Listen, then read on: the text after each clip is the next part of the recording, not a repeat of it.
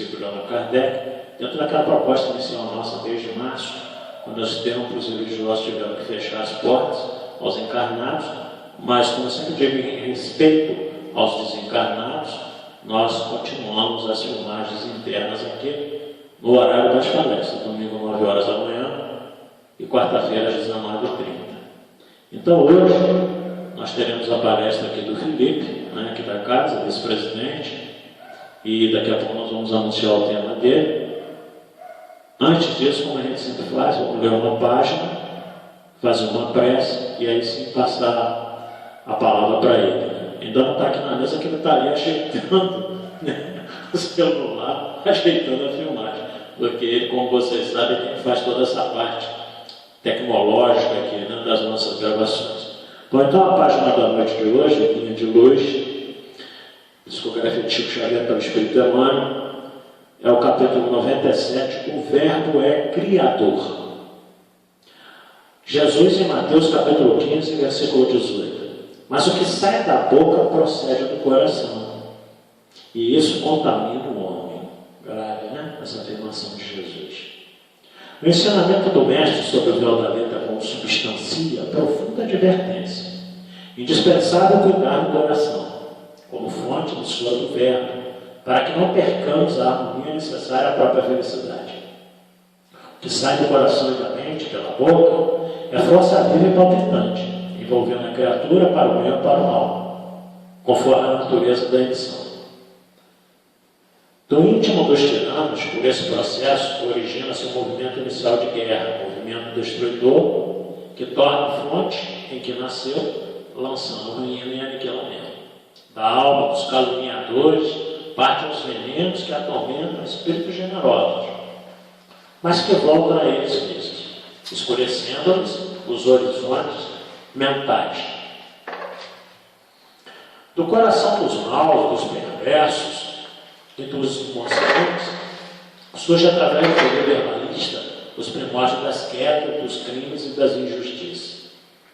Todavia, tais elementos perturbadores não se articulam debalde para os próprios autores, porque dia chegará em que colherão os frutos amargos da atividade infeliz a que deram impulso. Assim também, a alegria semeada por intermédio das palavras salutares e construtivas cresce e dá os seus resultados. O auxílio fraterno espalha benefícios ínfimos. E o perfume do bem, ainda quando derramado sobre os encargos, volta em ondas invisíveis a reconfortar a fonte que o emite. O ato de bondade é invariável força benéfica em derredor de quem o mobiliza. Há imponderáveis energias edificantes em torno daqueles que mantêm viva a chama dos bons pensamentos, a iluminar o caminho ali, por intermédio da conversação estimulante sadia. Os elementos psíquicos que exteriorizamos pela boca são potências atuantes em nosso humano, fatores ativos que agem sob nossa responsabilidade, em plano próximo ou remoto, de acordo com as nossas intenções mais secretas. É imprescindível vigiar a boca, porque o verbo cria, insinua, inclina, modifica, renova ou destrói, por dilatação viva da nossa personalidade. Em todos os dias e acontecimentos da vida, recordemos com o Divino Mestre de que a palavra procede do coração e por isso mesmo contamina o homem. Página bastante interessante, né? Explicativa. Tem que ter muito cuidado com isso mesmo, né? Com aquilo que a gente fala. Ontem até uma palestra que eu fiz em conservatório dizia isso. Aquele ditado popular que a pedra é tirada, que a folha é levada ao vento e que a palavra que sai da boca não pode mais ser recolhida. Né? E muitas vezes as pessoas que agridem, as pessoas que ofendem, as pessoas que têm prazer nesse tipo de atividade oral, né, verbal, verbalizam essas coisas ruins, não pode se esquecer, da minha mensagem que eu recebi hoje, não pode se esquecer que isso volta para a gente, algumas vezes até quadruplicado, as coisas ruins que a gente fala dos outros, que a gente deseja aos outros. De vez em quando nós mesmos espíritos, às vezes nos pegamos, né, numa situação dessa, de algum momento impensado diante da vida, e proferimos uma série de coisas que realmente nos perturbam a alma, perturbam a alma, somatizam no organismo. Para a gente encerrar o nosso comentário, eu gosto sempre de citar o padre Fábio de Mello, quando uma vez sobre esse sentimento de rancor, raiva, ódio, ele diz uma coisa muito interessante: nós não somos latas de lixo para guardar sentimentos travados. Isso me marcou bastante, né? Então, principalmente nós cristãos e espíritas, são sentimentos que a gente já não deveria ter mais. Nós somos falhos, por isso nós estamos aqui. Porque se fosse perfeito, não estaria no planeta de provas e expiações. Não vamos errar, continuar errando, isso faz parte da nossa natureza infeliz em função do nosso atraso moral. Bom, sem mais delongas, né? Nós vamos passar a palavra para o Felipe, para fazer a prece primeiro. O Felipe vai nos trazer o tema de hoje: por que Jesus nos falava por parábolas. É extremamente interessante, mas nós todos dentro da doutrina. Então vamos só orar, pedindo a Deus que abençoe o nosso querido amigo Felipe, diretor da casa também, que nossa Mãe Maria Santíssima envolva no seu manto de amor e bondade, que ele possa ser bem intuído e inspirado para nos trazer o seu estudo, que com certeza será muito benéfico a todos nós. Vocês que estão aí nos assistindo pela internet, aqui no salão está só eu, Altamiro e a Laurete. Então, nós queremos pedir a Maria, Mãe de Jesus, que abrace o nosso irmão Felipe, como a todos nós. Ave Maria, cheia de graças, o Senhor é convosco. Bendita sois vós entre as mulheres, que bendito é o fruto do vosso ventre nasceu Jesus. Santa Maria, Mãe de Jesus, rogai por nós pecadores, agora e na hora do nosso desenlace. Que assim seja, graças a Deus. A partir desse momento, nós passamos a palavra para o Felipe, né? Que Deus, como nós acabamos de falar, possa inspirá-lo através de seus mentores espirituais.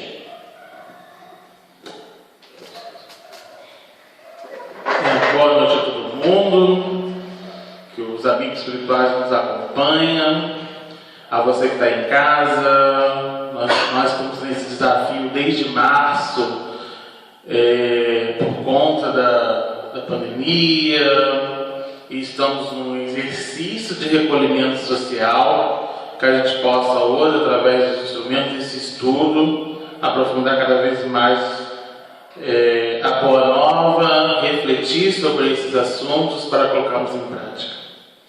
Bom, então o tema hoje é uma pergunta, né? Por que Jesus falava por parábolas? Por que será? E aí eu vou entrar primeiro num campo de que parábolas, ela remete histórias. E quem que não gosta de ouvir uma boa história? Né? Quem que não se lembra da história dos nossos pais, da história dos nossos avós, alguma história que fica marcada na nossa trajetória? Nós somos uma casa espírita porque tem também muita história para contar, né? A partir do ano que vem, 70 anos de fundação. Quanta história passou por aqui, né? Quanta história ainda para contar. O Altamiro me lembrou agora, mas antes de começarmos, o seu Hugo com 100 anos hoje. Quanta história tem ele e a vivência que ele passou durante 100 anos? É muita história para contar, né? E a gente tem muita história também para lembrar, né? Eu lembro, por exemplo, de filmes da Disney que tem um conteúdo que fica marcado. Por exemplo, o Rei Leão, por exemplo, que está lá na frase: os seus problemas você deve esquecer. Isso é viver, é aprender. É um desenho, mas que ficou marcado. Essa frase em toda a minha trajetória. Temos novelas, hoje tem séries. Ou seja, a contação de história é uma das mais antigas práticas da humanidade e tem a finalidade de absorver valores praticados no convívio humano e social para compreender melhor essas condutas que regem a comunidade que insere. Ou seja, a gente vive nesse meio das histórias para justamente compreender o meio no qual nós estamos. Com certeza o que nós estamos vivenciando hoje, no nosso recolhimento social, nós vamos ter muita história para contar para a geração nova que está chegando. Que eles vão entender de que nós passamos por um período, por uma situação de desafio. No início sofremos, tivemos dificuldades, mas nós já sabemos que o final da história vai dar tudo certo. Nós vamos chegar a compreender melhor a situação que nós estamos passando. E isso é história, né? E isso vai ficar marcado. E eu começando sobre isso, porque lembrando de que essa pergunta, por que Jesus falava por parábolas, ela está no capítulo 24, que também tem uma alegoria. No capítulo 24 tem uma figura ali, para que a gente possa comentar, né, que fala da candeia debaixo do alqueire. Hoje a gente não fala muito candeia, não fala muito alqueire, né? E se a gente for simbolizar, na verdade, o capítulo em si fala da nossa busca da iluminação, né? Dessa auto-iluminação, né? Eu não vou colocar ali a luz debaixo de uma cesta, de um material que esconda aquela luz, né? Eu tenho que deixar essa luz brilhar, que é esse capítulo, né? E aí esse capítulo tem uma pergunta intrigante dentro desse capítulo, que como pode buscar Jesus, de buscar essa iluminação, se Jesus falava por alegorias? Jesus escondia o conhecimento, falava por enigmas, falava por passagens em que ele não dava a resposta pronta. Não tinha o gabarito da prova. Antes não tinha. Naquela época não tinha esse gabarito. Então, é um capítulo que já começa falando disso. Como que a gente pode? Como que pode isso? Né? E aí eu trago um exemplo, como nós estamos falando muito de alegorias, de figuras, de histórias. Eu trouxe para vocês um depoimento de uma jovem que a Federação Espírita Brasileira, em 2013 e 2014, mais ou menos, ela fez uma pesquisa com os jovens, e os jovens foram questionando lá as perguntas da FEB, e aí ela recebeu o seguinte depoimento da Fernanda, de 19 anos. A Fernanda diz assim, vou ler o que ela escreveu, tá? Entre aspas. Me imagino em um quarto mas muito escuro. Tenho de algumas formas conseguir enxergar, mas não consigo. Aí de repente se acende uma lâmpada que me mostra o quanto o quarto está bagunçado, desorganizado, tudo fora do lugar. A lâmpada não vai arrumar essa bagunça para mim, mas ela me mostrou o quanto eu tenho que fazer. A doutrina espírita é a minha lâmpada.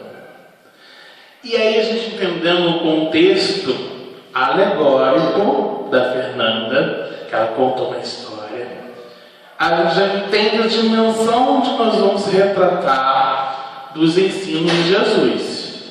Ela diz que ela se imagina, ela se vê num quarto, mas muito escuro. Ela fala muito 3 vezes. Muito. Então imagina aquele quarto escurão, digno de sala de cinema, que não tem a tela do cinema, todo escuro. E aí ela tenta enxergar que ela vê uma lâmpada. Essa lâmpada para ela era justamente o ato de você ligar a luz, fez ela enxergar o quanto o quarto estava bagunçado, o quanto a vida dela ainda precisa de uma arrumada, de uma reforma. Aí ela diz de que a lâmpada ela não vai resolver a arrumação do quarto. Ela não vai resolver isso. A lâmpada, ela vai dar um norte. Mas para ela arrumar o quarto tem que ser ela. Ela tem que arrumar. E aí ela fala que a doutrina espírita é a lâmpada. O que a gente vê aí? Jesus é a luz do mundo. Todos nós sabemos, né? Ele é a luz do mundo, a verdade, o pão que desceu do céu. Sua missão é justamente, o Vinícius ele fala que a sua missão na Terra é esparzir luzes. O que é esparzir? Borrifar. Pega isso aqui, ó, borrifar. luzes. Então, a missão de Jesus aqui na Terra é justamente espalhar esses ensinos, essa água viva desse Evangelho, trazer essência desses ensinamentos. Revelar a verdade, distribuir o pão do Espírito. Essa é a obra de educação da missão do Redentor da humanidade. Isso aí que fala é o Vinícius, no livro Em Torno do Mestre. E a doutrina espírita, há mais de 160 anos, codificada por Allan Kardec, ela vem resgatar esse evangelho no processo educativo. Hoje, na nossa país, nós falamos o tempo todo de educação. Jesus tinha um método, mas ele não era professor. Ele tinha uma metodologia e ele conhecia seu público-alvo, sabia de como administrar esse método totalmente eficaz diante daquele público-alvo. Ele sabia. Tanto que aquela história não ia em vão, porque aquela história, aquela pessoa precisava ouvir de uma outra forma para fazer ela pensar, refletir. E vou dizer hoje que hoje, há mais de 2020 anos, né? Ainda temos dificuldade de compreender algumas questões ainda que Jesus veio nos trazer. Natural, normal. Então ele veio falar para a gente que não veio destruir a lei, e sim colocar em cumprimento. E aí, na 621, a pergunta clássica do Livro dos Espíritos, Kardec faz a seguinte pergunta ousada, mas digna de um educador, cientista, que pergunta, que quer saber a real resposta. Que ele diz assim: onde está escrito as leis de Deus? Onde está? Será que tem um código igual à Constituição de 88? Será que tem algum... E não é todo, e os Espíritos são categóricos em dizer de que está na consciência. Na consciência. Então, os Espíritos nos dão a informação de que nós temos real consciência dessas leis. De que o nosso Pai Celestial deixou para a gente grandes ferramentas para a transformação do nosso íntimo. Está nessa consciência. E aí, quando a gente vai estudar, à medida que a gente vai estudando, nós vamos entendendo que quanto mais amplia o nosso conhecimento, mais responsabilidade nós temos diante daquilo que nós estamos aprendendo. Hoje eu estou aqui porque eu estudei, mas o quanto eu tenho de responsabilidade perante a minha transformação íntima. Porque está na minha consciência. Eu sei o que é certo e o que é errado. Né? Eu sei de que ficar falando aqui palavras boas, mas se em casa eu faço o contrário, a consciência pesa. A consciência diz: você não está certo. Eu falar bonito de que tem que respeitar, que tem que amar, mas em que, quando no contato com o meu próximo, eu desvalorizo, eu ignoro, finjo que não estou vendo. E aí, na 619, ele também faz o seguinte, a seguinte pergunta, que nós já sabemos que está escrito na consciência. Mas aí Kardec questiona o seguinte: Deus proporcionou a todos os homens os meios de conhecer a sua lei? Se sabemos que está na consciência, todas as pessoas têm acesso a essa lei, conhecem essa lei, é isso que Kardec questiona. Ele fala: todos podem conhecê-la, mas nem todos a compreendem. Os que melhor a compreendem são os homens de bem, os que desejam pesquisá-la. Não obstante, todos um dia a compreenderão, porque é necessário que o progresso se realize. Um dia todos vão ter acesso a essa lei. E aí nós vamos entendendo que por que Jesus falava de um certo tom para um e falava de um outro tom para outros. Porque ele já entendia ali de que uns já tinham o conhecimento, outros estavam em plena construção, mas que ia conseguir atingir aquela linha de raciocínio. E aí, cada coisa tem que vir na sua época própria. A semente lançada da terra, fora da estação, não germina. Emmanuel fala disso. Né? Cada coisa tem que vir na sua época. Então, quando ele fala não adianta nada eu plantar hoje mexerica no inverno, será que ela vai dar frutos? Cada coisa na sua estação. Cada coisa no seu tempo, para que germine isso e dê aí sim um bom fruto. E convém a gente lembrar, né, de que Jesus, na 625, segundo Kardec, ele coloca o seguinte no comentário dele, né? É para o homem o tipo de perfeição moral o que pode aspirar a humanidade na Terra, o tipo mais perfeito. A pergunta foi sábia. Kardec não perguntou quem foi o ser, quem foi o homem. Ele pergunta o tipo mais perfeito.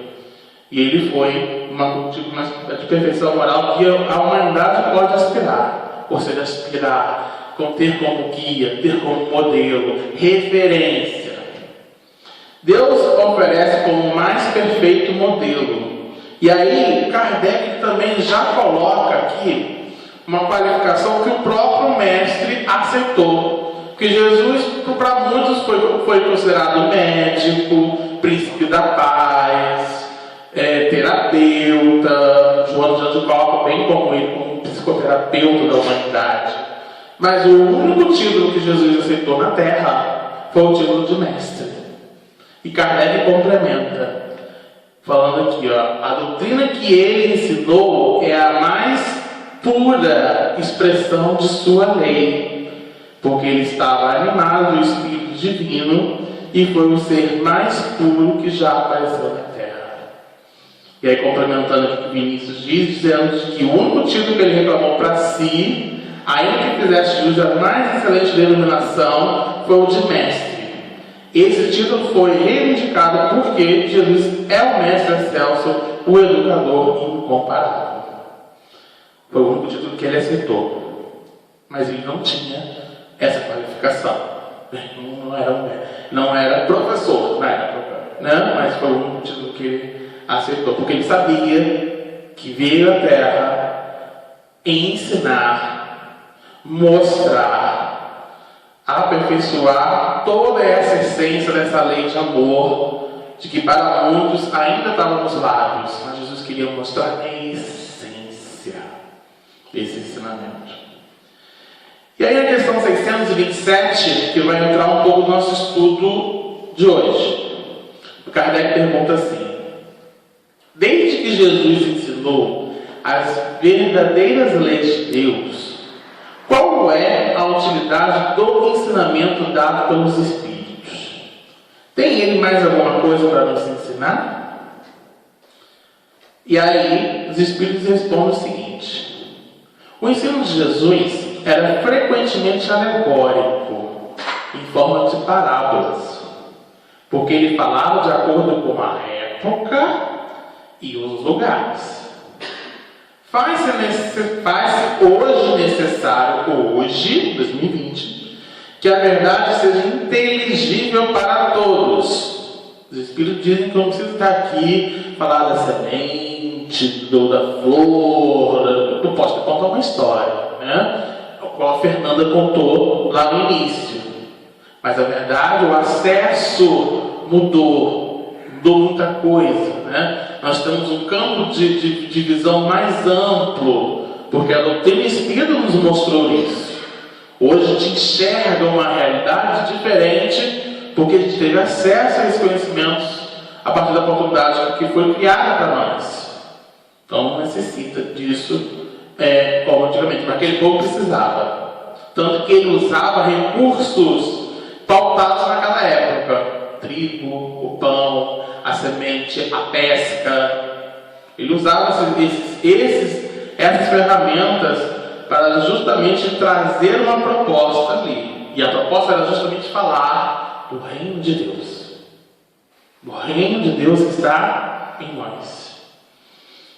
E aí, continuando, ele fala assim: é preciso, pois, explicar e desenvolver essas leis, Tão poucos são os que compreendem e ainda menos os que as praticam. Nossa missão é despertar os olhos e os ouvidos para confundir os orgulhosos e desmascarar os hipócritas, os que desafetam exteriormente a virtude e a religião para ocultar as suas torpezas. Interessante que no Evangelho, esse capítulo 24, o capítulo 23 fala da moral estranha. Justamente um capítulo que fala das incoerências que a gente tem diante dos ensinamentos do Cristo e que a gente utiliza aquilo como meio de divulgação, achando que eu estou fazendo certo. Tipo, abandonar o pai e a mãe. Não tem uma coerência, né? Eu falar de honrar pai e mãe, sendo que eu abandono. Esse capítulo ele é bem forte. A Solana, se não me engano, fez um palestra sobre isso aqui. O ensinamento dos Espíritos deve ser claro e sem equívocos, a fim de que ninguém possa pretextar ignorância de cada um, possa julgá-lo e apreciá-lo por sua razão. Estamos encarregados de reparar o reino de Deus anunciado por Jesus.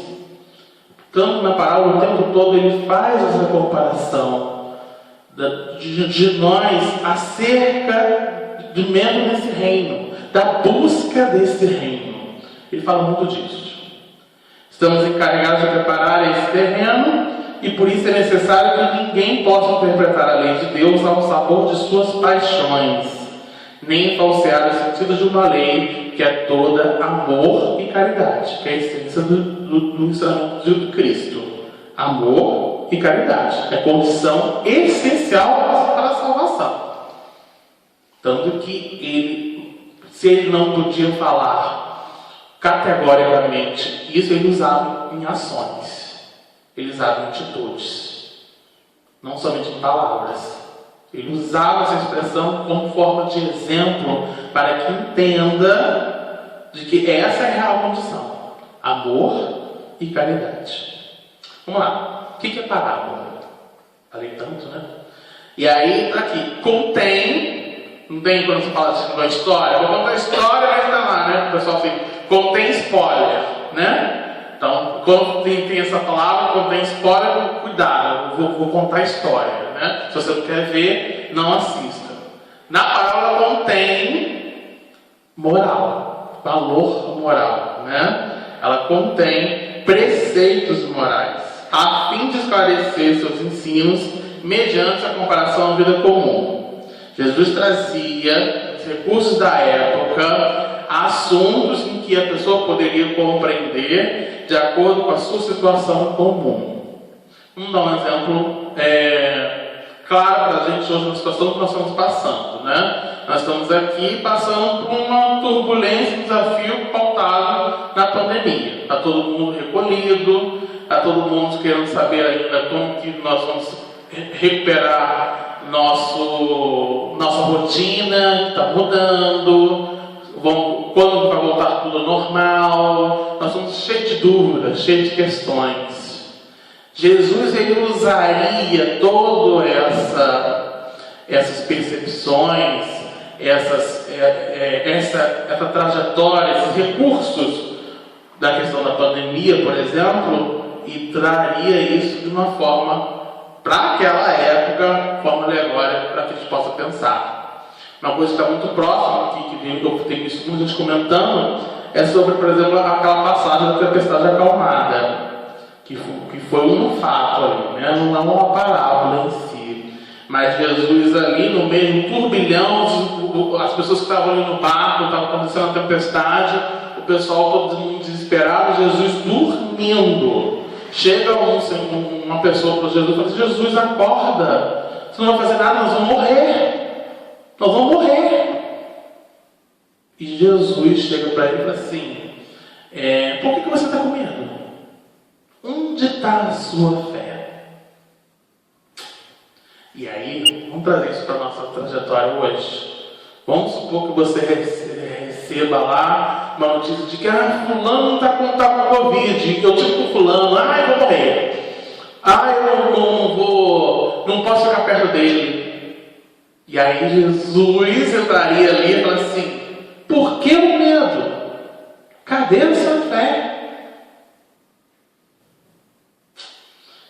E é justamente essa linha de raciocínio para que a gente possa compreender de que a doença que está aqui não é à toa, a situação que nós estamos não é à toa. É justamente um momento para colocar em prática a essência dessa lei. Onde está escrito? Na consciência. À medida que eu sei, eu tenho que aplicar. Então, Emmanuel coloca de que parábola é uma comparação desenvolvida em pequeno conto. Emmanuel ele vai, claro, justamente no termo grego. O termo grego é parabolê, que fala que é uma comparação, símbolo. E aí ele continua falando que encerra uma verdade, um ensinamento, uma história curta, cujos elementos são eventos e fatos da vida cotidiana. Fazendo nosso novo recorte para a trajetória atual, Jesus também poderia utilizar hoje elementos da qual nós estamos vivenciando, seja no campo político, campo social. A aproveitadoria aproveita aquela situação problemática para trazer à tona a discussão disso com valor moral. Isso é evangelização, né?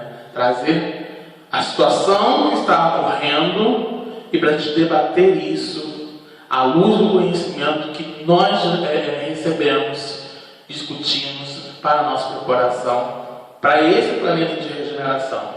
Que ele também já falava naquela época, na parábola da rede. Tem uma parábola, essa parábola ele compara o reino de Deus, o reino dos céus, né, como um grande mar. Nós trabalhamos isso com as crianças, com a evangelização. E aí os pescadores estão ali na rede e vão pegar peixes. Pegando peixe ali, vai ter peixe que vai ser bom para o consumo, e vai ter peixe que não é bom, que não vai ser bom, vai ser descartado. E ele está justamente trabalhando ali a implantação dessa regeneração, né? A implantação desse novo reino, que é a transição planetária, né? Que a gente dá, os bons estão vindo. Isso quer dizer que na regeneração não vai ter mal? Vai ter.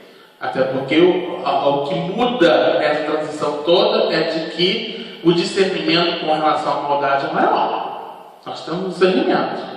Nós vamos ficar questionando o tempo todo por que eu estou fazendo mal com uma semelhante. Essa é a real regeneração.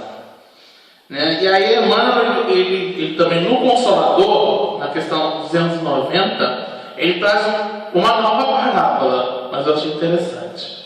Que ele coloca o seguinte, que as parábolas do Evangelho são como sementes divinas que desabrojariam mais tarde em árvores de misericórdia, de sabedoria para a humanidade.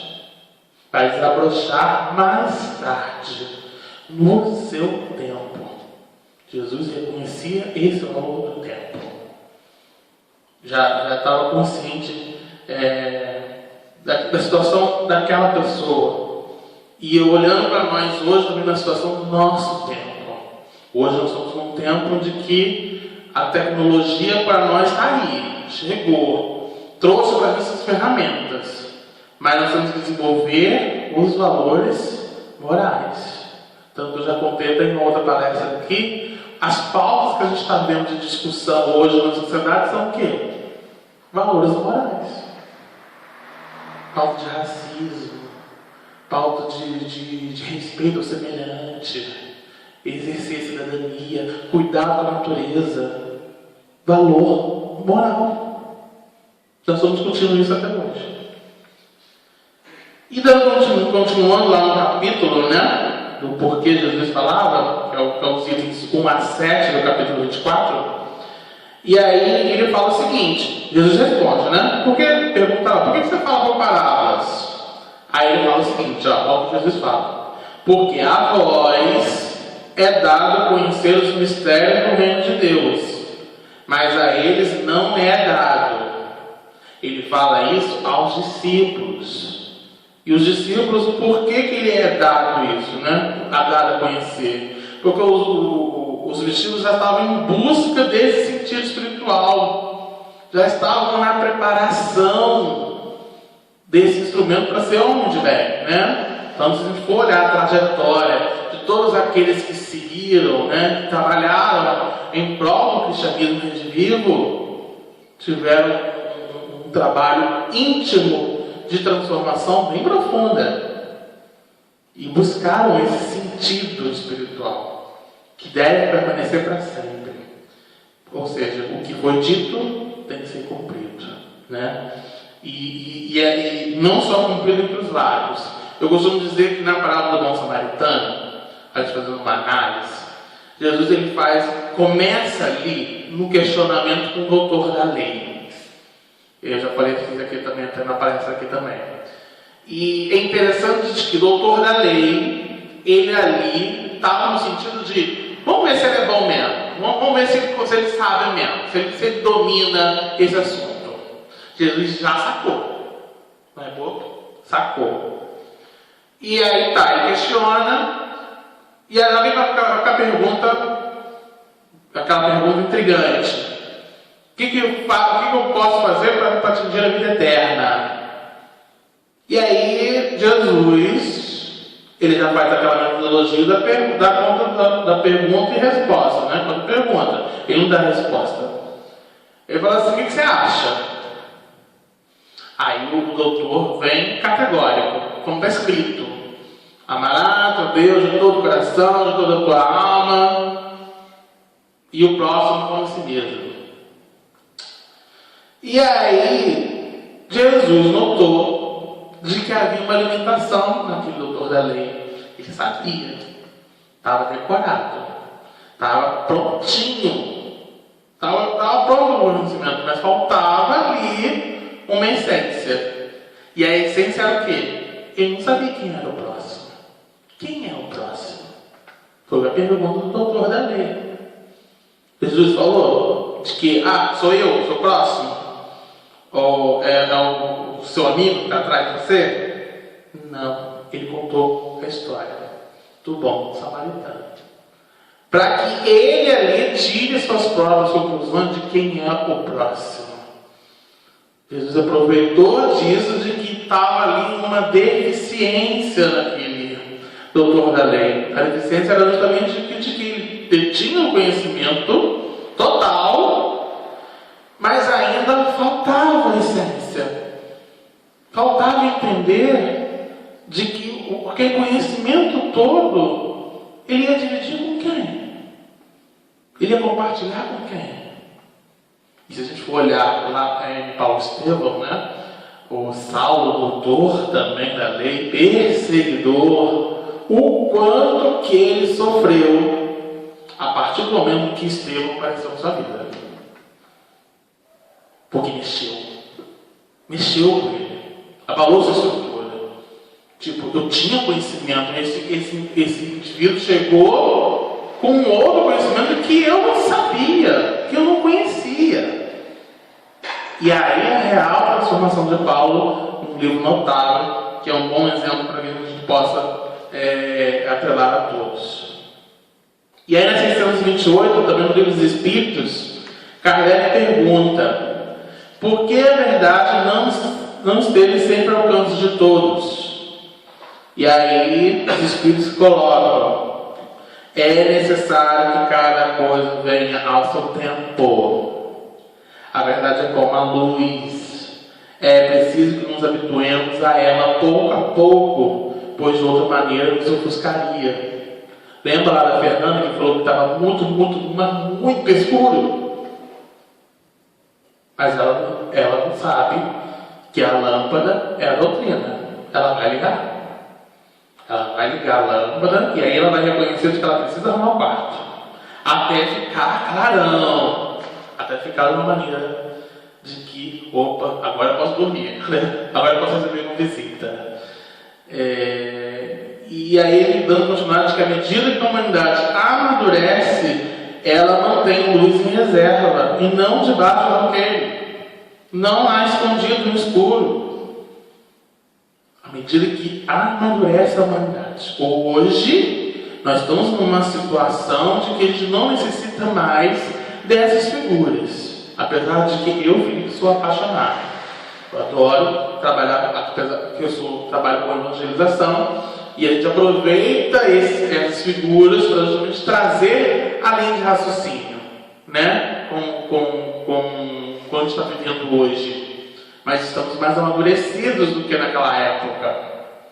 E justamente pelo momento que nós estamos passando também diante das nossas, no nosso exercício que nós estamos convivendo em plena cidadania, ou então diante até a própria doença que nós estamos convivendo. Então, realmente é um convite ali. E ali, ele, terminando, fala assim: não pode substituir mistérios absolutos nesse terreno, e Jesus está com a razão quando afirma que não há nada secreto que não deve ser conhecido. Tudo que está oculto será descoberto um dia, e que o homem ainda não pode compreender sobre a terra, e será progressivamente revelado nos mundos mais adiantados, na proporção que ele se purificar. Jesus não falou em enigmas para que ninguém possa entender. Ele falou em parábolas, em histórias, porque se você não entendeu agora, vai entender no futuro. Vai entender mais adiante. Vai entender no seu tempo. Se eu não entendi há mais de 2000 anos e ainda tenho dificuldade até hoje, calma. Nós vamos ter tempo para entender. Ele não falou ali justamente para que não fique entendido. Não é um código oculto. É justamente para que a gente ainda tenha oportunidades de entendimento. Lembra o doutor da lei. O doutor da lei sabia toda a lei. Mas tinha uma coisa que não sabia. Quem era o próximo? Falou bonito, não sei quem que é o próximo. Então, ali ele vai depender do tempo dele também. E aí nessa mesma lição, ele também fala o seguinte, por isso ele fala por parábolas, porque vendo não veem, e ouvindo não ouvem, nem entendem. E aqui ele dá um recado justamente aos fariseus, que diz de que uma coisa é ouvir com os olhos e ouvidos do corpo. Estou aqui sentado, vocês estão aqui me ouvindo, na casa de vocês, ouvir. Outra coisa é vocês ouvirem, escutarem com os olhos e ouvidos de espírito. Aquilo que você vai absorver na transformação do espírito, das suas limitações. Que a gente reconhece até hoje as nossas dificuldades. Que a gente faz uma dinâmica que, vamos fazer da qualidade de defeito, né? Defeito a gente lasca a lenha. Fala um monte, isso, só aquilo, na qualidade a gente não consegue. Fala pouquíssimos. Porque a gente não fez esse trabalho ainda, ainda não reconhecemos, não trabalhamos para desenvolver as nossas qualidades. Jesus ia fazer esse convite também. Então as palavras elas têm pouca importância para aqueles que tomam como foram escritas, sem sentido, ou prejudicando a ideia cristã. Um exemplo, festim das bodas, parábola festim das bodas. O rei lá convida, faz uma boda de casamento naquela época era 7 dias, era grande, era uma festa grande. Imagina você ser convidado para uma festa de casamento pomposa de dias. Só que na festa desse rei, os primeiros convidados se recusaram a participar dessa festa. E aí o rei fica nervoso. O rei não gosta de saber disso. Poxa, fiz a festa, estão desprezando a minha festa. E aí na parábola, sabe o que acontece? Na parábola ele mata todo mundo. E chama os outros, chama a segunda turma, entre bons e maus. Chama todo mundo. Liberou geral. Chamou todo mundo. Então, se a gente for interpretar a lei ao pé da letra, não vou entender, tipo, poxa, Jesus ali está citando violência. Não é. Justamente, não é isso. Ele está justamente mostrando ali que os primeiros convidados são aqueles que justamente ainda não absorveram a sua essência. a lei, não entenderam, não compreenderam bem essa lei. Tanto que na segunda turma, ele chama todo mundo de bom e mal. Mas aí o rei chega lá na festa, questiona uma pessoa que estava ali e fala assim: amigo, você não está com traje ideal. Cadê sua túnica nupcial? E aí a questão é, poxa, se ele chamou todo mundo, por que ele vai reclamar justo da pessoa que não trouxe a roupa? E aí, se a gente for analisar, observar que Jesus queria nos trazer, que a gente dá seminários, tá? A gente vai falar de todas as palavras, dá seminários. Mas é importante que Jesus queria trazer para a gente o seguinte, de que no primeiro momento aqueles desprezaram. E aí os que desprezaram vão mesmo, né? É preciso nascer de novo, ele mesmo fala isso, precisa nascer de novo. E aí a segunda turma, bons e maus, mas tem alguém ali ainda que ainda não compreendeu, não vestiu a camisa, não entendeu de que ainda precisamos trabalhar esse reino de Deus em nós. Nós somos herdeiros desse Pai que está dando para a gente várias oportunidades diárias de transformação. O tempo todo está trazendo para a gente esse convite. Jesus, o tempo todo nessas palavras, vem trazer para a gente esse convite. E aí, eu vou ter um outro exemplo aqui do tesouro escondido, né? Você achar que aquele tesouro escondido ali é o meio de você enriquecer, tipo um carro-tesouro. E não é isso. Né? A inteligência do Evangelho explica perfeitamente a interpretação espiritual que Jesus dá aos seus ensinos.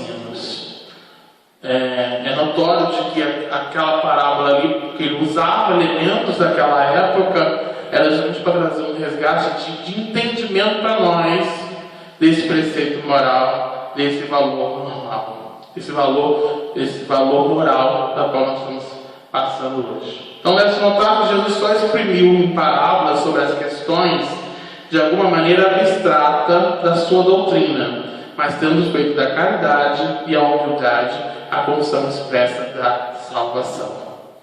Então, quando a gente fala de Jesus, o mestre, o educador notável, né? Ele, tanto do título que ele aceitou, ele não era educador no sentido comum, mas a base dos seus ensinos está na compreensão do que ele faz no mundo, abrangendo a nossa relação de um homem com a vida. Ele dá com os homens em geral o que dá em particular com os indivíduos. A gente fala isso na pedagogia, de que quando a gente traz um contexto, eu tenho que trazer esse contexto para o meu particular, do que eu estou vivenciando hoje, para que o geral compreenda. Jesus utilizava, então, no valor daquela época, ele estava falando para os pescadores. Ele queria usar uma situação que era íntima daquelas pessoas, de uma maneira que ele enalteça aquele conhecimento de forma geral, pautado para todos. Por isso que ele usava a multiplicação dos peixes, usava aquele elemento ali para que possa entender da sua real transformação íntima. O tempo todo visando nossa conexão com o Pai Celestial.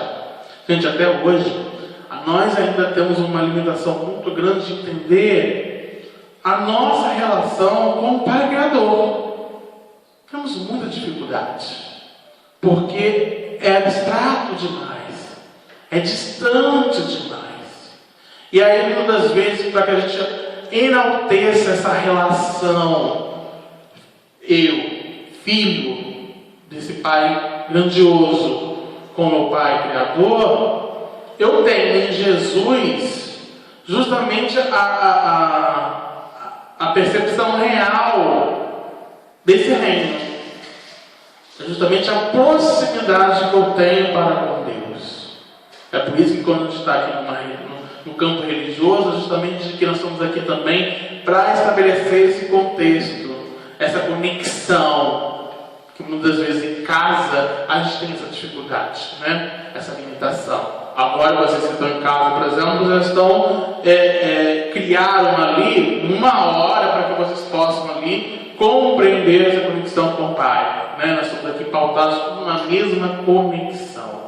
E Jesus queria trazer o tempo todo nesse trabalho de trazer a essência, né, na sua missão, que era trazer essa essência da lei de amor para todos, para todas as gentes, para todas as pessoas, porque Jesus não queria trabalhar só para os fariseus, para os ricos, para os reis, para todos, até aqueles que são desprezados, os que são humilhados, os que tinham dificuldade. Ele queria trazer para todos a mesma essência, utilizando disso a maneira da sua transformação e contar de que ele ali é a personificação desse reino da qual nós estamos falando, de dificuldade.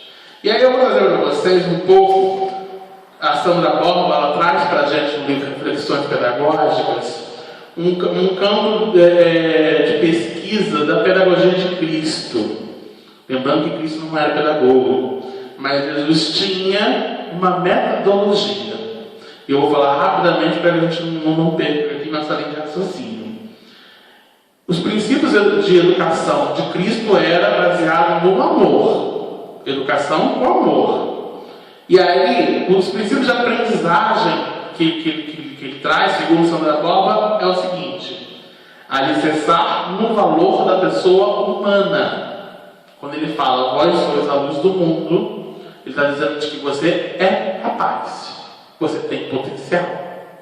Aliar esse valor na pessoa.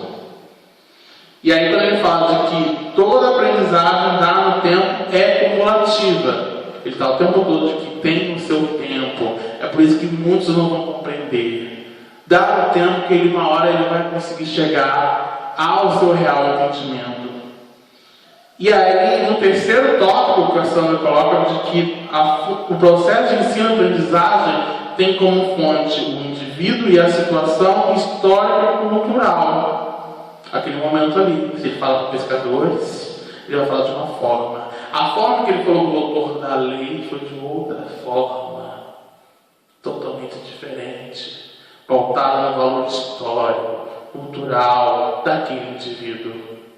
Ele já sabia, já reconhecia a fonte desse indivíduo. O processo dele foi pautado nisso. Eu quero falar para todos, igual que eu estou falando para a internet, eu estou falando de uma maneira geral que engloba todos. É diferente quando vai trazer essa linha de raciocínio para uma pessoa que, magistrados, ou então lá para os advogados, ou pessoas que já têm um domínio maior sobre a questão no campo da pesquisa, no campo da intelectualidade, né? O quarto ponto é que a aprendizagem deve se basear na descoberta pessoal, concreta, a partir da reflexão em profundidade. E aí o exemplo que ela dá é o exemplo da parábola do bom samaritano. A pergunta que Jesus fala é o seguinte, de que quem foi o próximo daquele que caiu nas mãos dos salteadores? Daqueles caras, ladrões que agrediram a pessoa caída. Descoberta pessoal, a partir da reflexão. Jesus não deu a resposta do que é o samaritano. Tanto que falou que aquele que agiu com misericórdia. E no quinto ponto, ele coloca de que a aprendizagem evidencia na vivência, na demonstração do comportamento, que denota transformação interior. Quando ele fala de vivência, Jesus aqui já está fazendo uma alusão de Vygotsky, que trabalha justamente a questão de trabalhar com a vivência. Educar, a fonte de aprendizado, ele tem que justamente pensar, sentir e agir diante desse conteúdo, diante dessa forma de conteúdo. O aprendizado conduz o homem à harmonia consigo próprio, com o próximo e com Deus. É o mandamento que Jesus veio nos trazer, né? Resumir isso, essa trindade que ele justamente nos propõe. Está lá os 10 mandamentos, ou assim, não precisa decorar aqueles 10 mandamentos. Precisa entender aquilo tudo. Só entenda de que você precisa amar a Deus sobre todas as coisas, de todo coração e alma. E o próximo como a si mesmo. Ele resume tudo aquilo. Agora você tem que colocar em cumprimento. Tanto que ele fala lá, né? Vai e faz o mesmo. Tudo, toda a lei. E aí eu acho interessante que a Sandra Bauer coloca de que um dos princípios é que no próprio aprendiz encontramos o feedback sobre a sua própria aprendizagem. E ela dá o exemplo daquele diálogo com Jesus com o moço rico. O moço rico, ele recebe o convite de Jesus, e Jesus, ele sabiamente fala assim, olha, vai, vende tudo que tens, vem e segue-me. Que o moço rico também queria estar com a vida eterna, né? Como conseguir conquistar a vida eterna? O moço rico também queria isso. Deus fala assim, bom, você quer? Quer mesmo? Vai, vende tudo que tens, vem e segue-me. O moço rico não foi. E Jesus respeitou a sua opinião. Esse feedback negativo, no caso, porque ele achou que, bom, já que ele quer, achou que ia. Não foi. E ali, justamente, sabendo de que ali ainda havia limitação do tempo para que ele possa entender. Jovem ainda. O oitavo campo aqui. A aprendizagem necessariamente possui momentos de avaliação. E aí a passagem que ela coloca de que aquele dentre de vós que estivesse em pecado, atire a primeira pedra. Aí, campo de ensinamento, né? Avaliar. Se eu tenho pecado, por que eu vou tirar a pedra? A avaliação pessoal. Gente, Jesus não é pedagogo, mas olha os recursos que ele já trazia de ferramentas para aplicar esse conhecimento que está nas entrelinhas para colocar isso em prática. Se nós estamos pensando até hoje, poxa, se eu não tenho a capacidade de julgar o outro, por que eu vou jogar pedra no outro? Isso é consciência. Está escrito lá. Se eu faço, eu ainda vou ter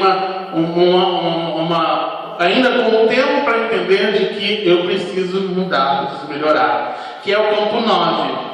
A Sanabal coloca de que o erro é parte do processo de aprendizagem. Olha que legal. Nós estamos aqui. Ele fala de que nós vamos ser perfeitos, né? Seja perfeito como vosso Pai Celestial é. Mas o erro está entre nós. Porque a gente ainda está no campo ainda de aprendizado. Vamos errar. Quando ele fala então para a mulher adulta, vai e não torne mais a pecar. Vai e não torne mais a pecar. Ele fala disso, né? E aí, alguns recursos que Jesus utilizava, não vou falar de todo o campo aqui de aprendizado, mas só preciso encerrar. Ele usa palestras, explicações, ilustrações, perguntas, exemplificação. Ele aproveitava todos os momentos ali para trabalhar esses recursos com essas histórias, para que aquela história, aquela alegoria fosse entendida por todos. E aí eu vou encerrando, justamente como a gente fala de educação. Jesus é o nosso referencial para a evangelização. E quando eu falo evangelização, não é aquela escola de evangelho que se dedica aos sábados, de que a gente está ali lidando com crianças, com jovens, com adultos, e achando que a gente tem aquela uma horinha ali, a nossa simples atribuição de um cargo, não é? A evangelização é a todo instante, é pela vida. E aí ele fala de que o mestre exemplifica para todos uma ação evangelizadora contextualizada. Jesus não é ultrapassado, é real. Ele traz tudo que nós estamos vivenciando hoje. Ainda temos fontes, temos argumentos de que possamos mudar de acordo com o que ele falou. Ela é problematizadora, ela é reflexiva, mas amorosa, capaz de atingir a intimidade de cada um, abrindo o esclarecimento libertador e a transformação moral. O objetivo da evangelização, ele é conhecimento doutrinário, aprimoramento moral e transformação social. Esses são os 3 objetivos da evangelização espírita. Então, e até a mensagem de Jesus, que foi incessantemente fundamentada no conhecimento que liberta e conduz, retirando o ser da ignorância e trazendo uma proposta nova para o progresso espiritual a que nós estamos destinados. Jesus venceu tudo que ensinou, comportando como um modelo imprescindível a lição ministrada. E aí eu vou encerrar agora minha última fala, que a gente, como a gente fala de parábolas, de alegorias, de histórias, a gente precisa imitar os girassóis. O girassol é aquela flor, aquela semente, de que ela busca sempre a luz. Se eu quero buscar, se eu quero chegar a ser uma pessoa melhor, a ser um homem de bem, pegue tudo que a gente tem, esses recursos, o que Ele vem nos oferecer, aplique. Busque sempre esses ensinamentos. Eis aí a recomendação que Ele traz, e é a razão da evangelização para a nossa transformação íntima. Gente, obrigado mais uma vez. Vou chamar o Robinson para dar encerramento. E vou sair para terminar a conexão.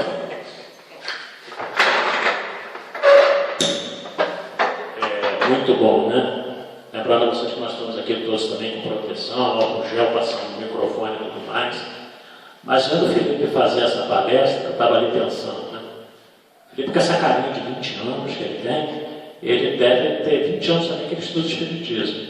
Então eu fico pensando o seguinte, eu acho que o Felipe no berço, ele não falou papai, mamãe, nada disso. Eu acho que a primeira coisa que o Felipe falou foi o livro dos Espíritos. E a mãe entendeu, já deu, e ele começou a estudar ainda no berço, né? Porque abordou com muita propriedade as parábolas do Cristo que ele nos trouxe aqui, né? Levando-nos a essa reflexão, que sobretudo nós cristãos e espíritas precisamos de uma coisa chamada compreensão dos outros, né? De que nós não somos realmente espíritos perfeitos. Domingo que vem nós teremos a palestra aqui da Solange, que foi a última presidente da casa, né? Na última gestão, também uma estudiosa da doutrina espírita. A gente conta com a presença de todos vocês.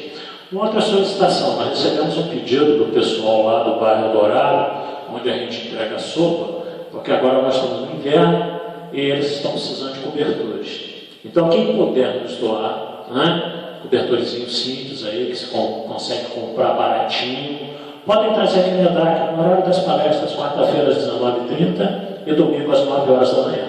Ok? Aliás, eu acabei de ficar sabendo, eu recebi aqui um áudio de uma pessoa bem informada aí da área de segurança, que as casas espíritas dos tempos podem funcionar com 30% do seu contingente. Nós aqui já separamos as cadeiras, já está tudo certinho, são 18 lugares, né?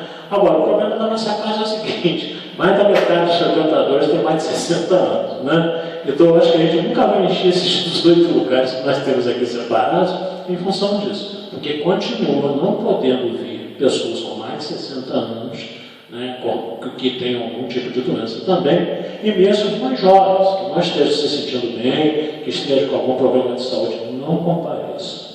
Mas quem tem menos disso, está bem de saúde, por enquanto, né, está liberada a frequência aos templos religiosos nessa condição, de 30% da frequência. Tá? Então nós vamos, algum recado mais, Felipe, algum lembrete? Né? Agradecendo muito o Felipe, que realmente jovem, e isso nos dá esperança de que a doutrina espírita vai continuar, né, com jovens assim como ele, que são estudiosos mesmo, para continuar divulgando o Evangelho de Jesus através dessa doutrina maravilhosa. Agradecemos a presença da Laurete, secretária da casa, do Altamir, que sempre está aqui, né, e de todos vocês que nos acompanham até agora pela internet. Nós vamos encerrar com a oração que Jesus nos ensinou. Pai nosso que estás nos céus, santificado Senhor seja o vosso nome, venha a nós o vosso reino, seja feita a vossa vontade, assim na terra como nos céus. Pão nosso de cada dia nos dai hoje, perdoai, Senhor, as nossas ofensas, assim como nós perdoamos a quem nos tem ofendido. E não nos deixeis cair nas tentações do caminho, mas livrai-nos de todo mal, porque são teus o reino, o poder e a glória para sempre. Com essa prece, Nós pedimos permissão aos nossos amigos espirituais aqui presentes, na figura maior do nosso mentor da casa, Dr. Adolfo Bezerra de Menezes, para dar por encerrada mais esta palestra na nossa casa espírita, gravada na internet para todos vocês. Muita paz a todos e boa noite.